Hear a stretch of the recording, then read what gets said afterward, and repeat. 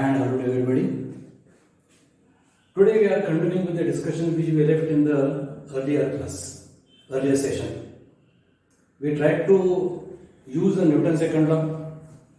We concluded that the Newton's second law is getting very well used till we are having our question concerned regarding kinematics. But we concluded that when we want to find out some unknown forces, Newton's second law is giving us some wrong answers. In fact, that is beyond the scope of the Newton's second law. Then I was mentioning last time, if there is a problem, there must be some solution. Today I am discussing the solution. Solution is go for some other method called as a D'Alembert's principle. Using D'Alembert's principle, this can solve the problem correctly and this can get the answers as per what judgment we have. Let us see that. In fact, let us see what is this D'Alembert's principle. D'Alembert's principle is proposing to introduce a imaginary force in the free body diagram. Imaginary force. So I think our all force otherwise getting indicated are the real forces. This imaginary force, as per the proposal of the D'Alembert's principle, is to be introduced at the center of gravity in the direction opposite to acceleration or retardation, and magnitude is simple, equal to mass into acceleration or mass into retardation. So this principle is proposing to introduce one additional force which otherwise is not proposed by the Newton's second law. Understand? Newton's second law believes in discussing only real forces, but this D'Alembert's principle is introducing one fictitious imaginary force. This is a proposal. Name will be inertia force, location will be center of gravity, direction will be opposite to acceleration or retardation, not considered regarding motion but opposite to acceleration or retardation. And magnitude is very simple, mass into acceleration, maybe known, maybe unknown. And then it proposes, forget that you are discussing a dynamic condition. Be in the same comfortable zone as if you are discussing a static condition. And then any analytical condition for statics can be called for over here and equated to zero directly. Don't take any call whether it is better or not done. Previously we were taking a call in the Newton's second law. We wrote down sigma f equal to 0, but sigma fx not equal to 0. Now sigma f is 0, sigma f is 0, sigma m 0, everything 0. And finally guarantee your answer for the question which you are expecting in a proper manner, typical manner, will be getting right. Let us do that. Let us follow this D'Alembert's principle here to get the correct answer for the same previous statement, same previous question. Again, our data is, I'll just recount. We are talking about a motorcycle moving with a speed equal to 90 km per hour on a road. Rider is having a mass of 75 kilograms. Bike is having a mass of 125 kilograms. This is the speed. There is some emergency. Rider applies the brakes in full. Motorcycle goes on skidding on the road and stops. Now perhaps this question, what is the magnitude of the retardation, is not much important. But again, whatever answer was given by Newton's second law, same answer will be given by D'Alembert's principle. Guarantee. Same answer. But the answer which couldn't be given properly by Newton's second law at the base will be given properly by the D'Alembert's principle introduction. What is the value of R1 and R2 separately? Let us proceed for that. So let me start. I try to convert the same diagram to a free body diagram. So here once again I write down the self weight which will be equal to total mass, that is 200 kilograms, into 9.81. So many newtons. Then once again, believing that the engine is getting declutched, this tractive effort, which is not reaching the rear wheel, will be equal to 0 naturally. Then the frontal wheel will be giving me a reaction. If the wheel is called as 1, this reaction can be called as R1. Number 2, the rear wheel will be giving me a reaction equal to R2, and let me mark my expectation. I am supposed to get R1 quite large and R2 quite small. Let us say this. This could have been even an expected comment from the common man on the road, not a critical person. Frontal wheel reaction must be larger, rear must be smaller. Even there can be a very heavy chance that R2 can be equal to 0 also, heavy retardation. Let us see. Anyway, these are R1, R2. Next, wheels are skidding on the road. So here again we are expecting some frictional forces. And since this is a dynamic condition, I can write down every frictional force as equal to mu into R1 or mu into R2.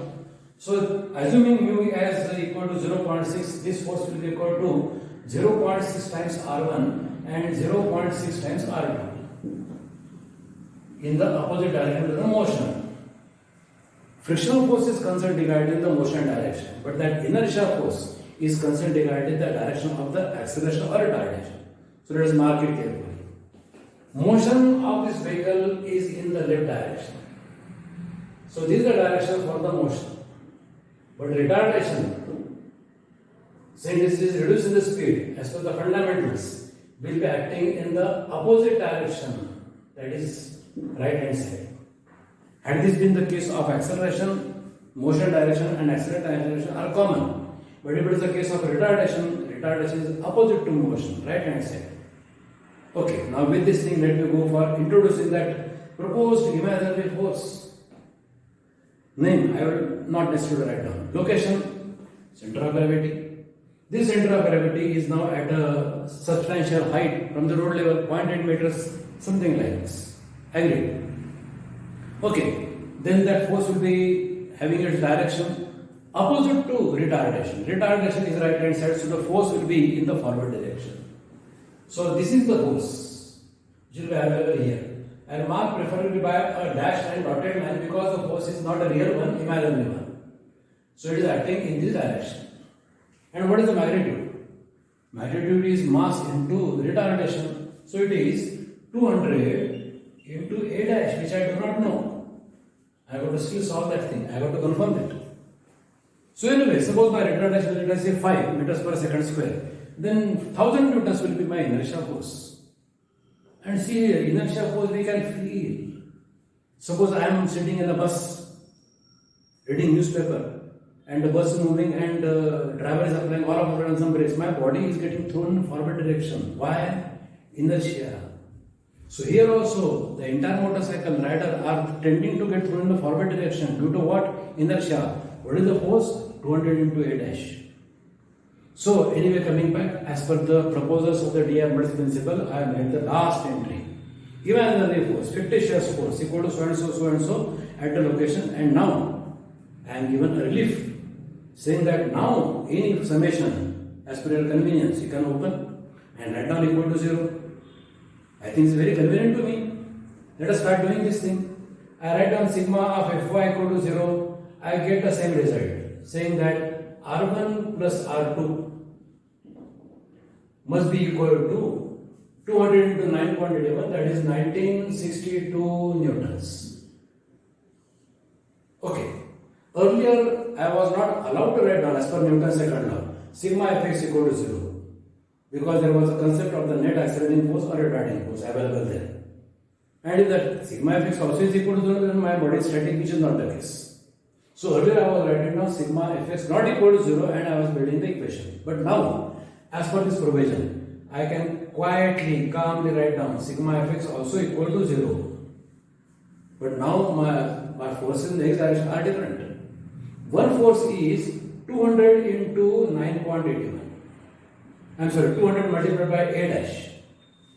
That goes in the left hand side direction, so it will be given a minus sign. And two forces are going in the right hand side direction. They are 0.6 into bracket R1 plus R2.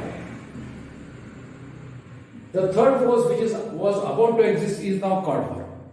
This doesn't exist. So this combination goes on the right hand side. One force going to the left, second force going to the right. Summation must be equal to 0. So if I now put the value over here, I think I will be able to find out the value of a dash, which will be equal to 0.6 into 1962 divided by 200. I think the answer will be 5.886. Same answer was available when I used the Newton's law method. So with this kind of a similar answer we are available here, both by Newton's second law or by D'Alembert's principle. People say that this D'Alembert's principle and Newton's second law are two sides of the same coin.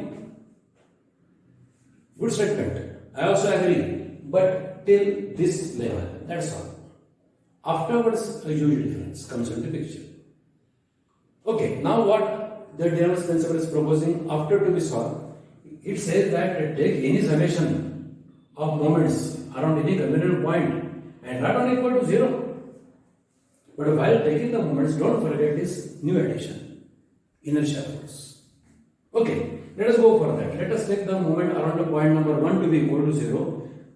Now once again, moment of R1 is 0, moment of 0.6 R1 is 0, moment of 0.6 R2 is equal to 0. Who are available for taking moments? One is the moment due to the self-weight which will be acting in this direction. Then second will be the moment due to inertia force which goes in this direction. And the third fourth moment will be due to R2 which will be going in this direction. So I can see two anti-clockwise moments and one clockwise moment. I think I can build up the equation. Let us start. That 200 multiplied by 9.81, the total weight is assumed to be available at the center of the frontal and the rear wheel. So the offset distance becomes 0.9 meters. This is a clockwise combination. I am assigning here a plus sign. Then the horizontal inertia force. It is equal to 200 multiplied by A dash. And at A dash just now I solved how much? 5.886. And this total force around 1200 newtons is available at a location 0.8 meter above the point number 1. So the offset distance will be equal to 0.8. And now this being a anti-clockwise moment, I will give her a minus sign.